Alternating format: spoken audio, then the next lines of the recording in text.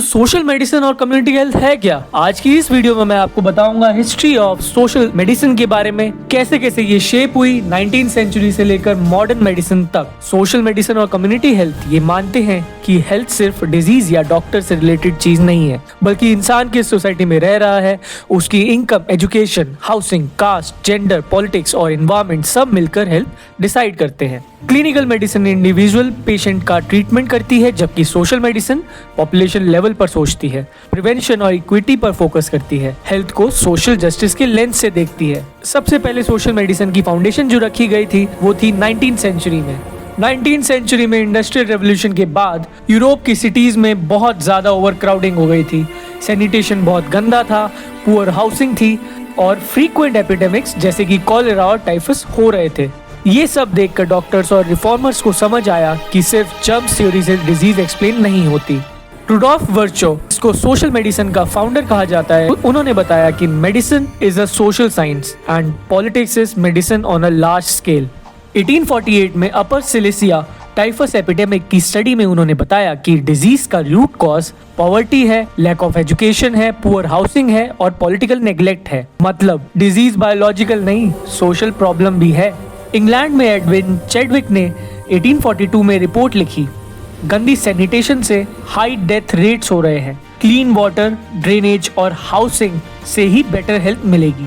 इसके बाद public health act 1848 आया, जिसमें पहली बार माना गया कि गवर्नमेंट की रिस्पॉन्सिबिलिटी है सिटीजन्स की हेल्थ प्रोटेक्ट करना।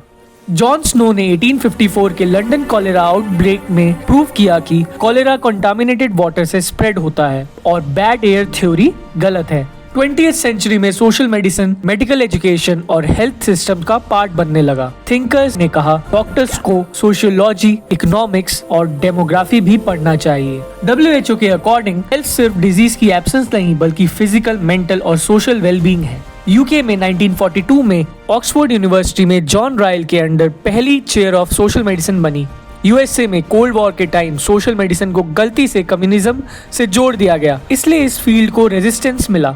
लैटिन अमेरिका में सोशल मेडिसिन ज्यादा पॉलिटिकल थी। सेल्वाडोर एलेंडे ने कहा डिजीज कैपिटलिज्म और इनइक्वालिटी का रिजल्ट है, हेल्थ इंप्रूव करने के लिए स्ट्रक्चरल चेंजेस जरूरी है। हेल्थ सिस्टम्स को सोशल इनइक्वालिटीज और पावर स्ट्रक्चर्स एड्रेस करने होंगे। ब्रिटिश इंडिया में पब्लिक हेल्थ का फोकस था एपिडेमिक कंट्रोल, सोल्जर्स और सिटीजन्स की प्रोटेक्शन। ब्रिटिश ने यह भी नोटिस किया कि रूरल पुअर की हेल्थ लार्जली इग्नोर्ड होती है। सबसे पहले आई भोर कमेटी ने 1946 में अपनी रिपोर्ट में कहा कि हेल्थ को न्यूट्रिशन, हाउसिंग, एजुकेशन से जोड़ना चाहिए। उन्होंने फ्री और यूनिवर्सल हेल्थ केयर रिकमेंड की।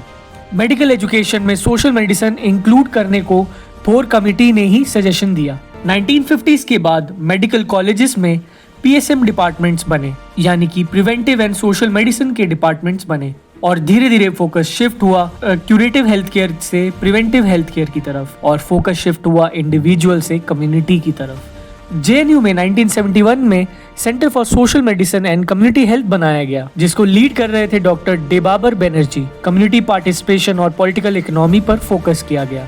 इस अप्रोच को new grammar of public health भी कहा गया। मॉडर्न एरा में अल्मा आटा डिक्लेरेशन सबसे पहले 1978 में जो हुई, उसमें कहा गया कि हेल्थ एक फंडामेंटल ह्यूमन राइट है। प्राइमरी हेल्थ केयर सबसे ज्यादा इफेक्टिव अप्रोच है और कम्युनिटी पार्टिसिपेशन और इंटरसेक्टोरल कोऑर्डिनेशन जरूरी है।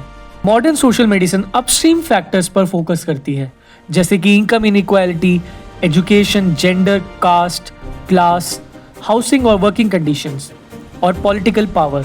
स्कॉलर्स जैसे ऋतु प्रिया ने क्रिटिकल होलिज्म प्रपोज किया। क्रिटिकल होलिज्म बायोमेडिकल फ्रेगमेंटेशन को चैलेंज करता है, एथिक्स, कल्चर और हिस्ट्री को इंक्लूड करता है और मार्जिनलाइज्ड कम्युनिटीज की आवाज को सेंटर में रखता है। मॉडर्न एरा में सोशल मेडिसिन ने यही मैसेज दिया हमें, हेल्थ बिना सोशल जस्टिस, इक्वालिटी और राइट्स के अचीव नहीं हो सकती। तो आज की वीडियो के लिए बस इतना ही। मिलते हैं नेक्स्ट वीडियो में एक नए टॉपिक के साथ। हमें लाइक, शेयर, सब्सक्राइब करना बिल्कुल ना भूलिएगा।